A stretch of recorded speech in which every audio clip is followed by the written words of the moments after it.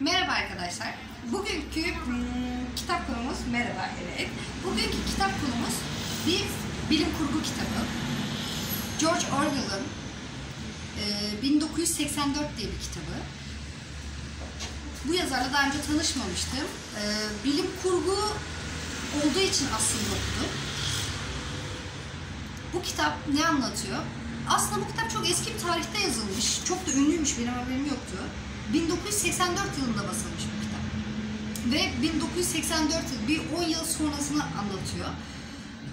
Ama aslına bakarsanız hala günümüzde olabilecek ve gerçekleşebilecek bir bilim kurgu şeyine sahip. Çünkü bu kitapta Büyük Biraderler diye bir parti var. Bütün ülkeyi ele geçirmiş ve o zamanki tarihte yazıldığını düşünürsek gerçekten ileri görüşlü bir yazar diyebilirim. Çünkü herkesin evinde bir teleekran dedikleri bir ekran var. Günümüzün televizyonu gibi ama kapatılamıyor. Hepsi o partiye bağlı. Herkesin evi gözetleniyor. Günlük 2 dakika nefret seansları var. İktidarın dışında olanlara karşı bir nefret politikası, insanların resmen her gün düzenli dozda nefretlerini sabit tutmalarını sağlattırıyor. Ve bir nevi Illuminati gibi, evet, Illuminati gibi her şeyi görüyor, her şeyi duyuyorlar, her yerde ajanları var. Düşünce suçları dedikleri bir polis yakalama merkezleri var. Yani rol yapamıyorsunuz. Çünkü yüzünüzdeki mimikten seçmiş olduğunuz restoranta kadar sizin hain mi ya da değil mi olduğunuzu izleyen, gören, tasarlayan bir ekip. Zaten o teleekran sayesinde herkesi izledikleri için en küçücük bir o öfke, nefret seanslarındaki o küçücük yüzünüzdeki bir değişimi bile saptayıp cezalandırılan bir sistemden bahsediliyor. Ve bu kitapta işte bir adam var.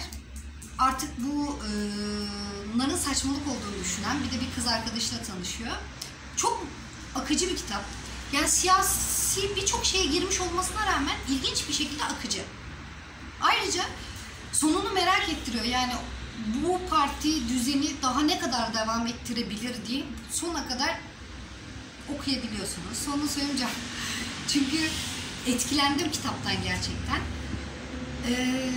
Ve burada bu kitap için söylemem gereken şey aslında belki de 1984 olarak söylenmiş ama belki de çok daha bundan bir 30-40 yıl sonra bu küreselciler dediğimiz kişilerin başa gelirlerse yapacakları adeta sistem anlatılmış.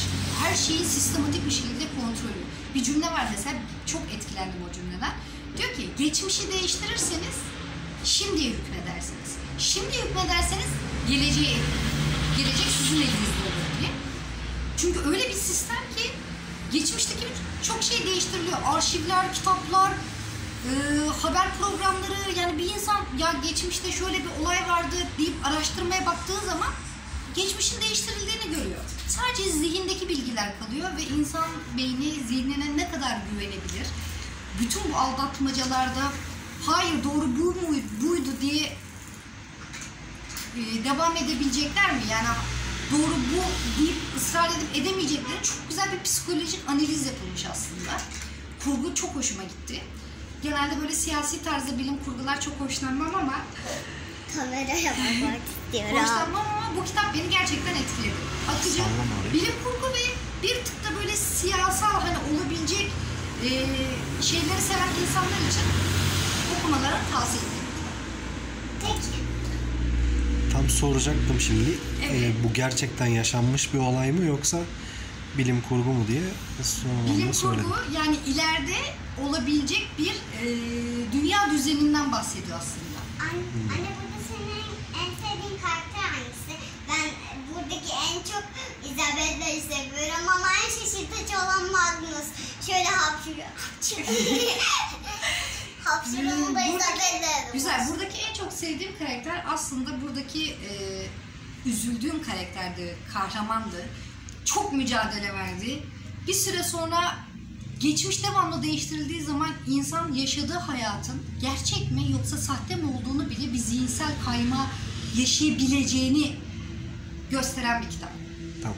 Ben bu Teşekkür ederiz. kitabın sonundan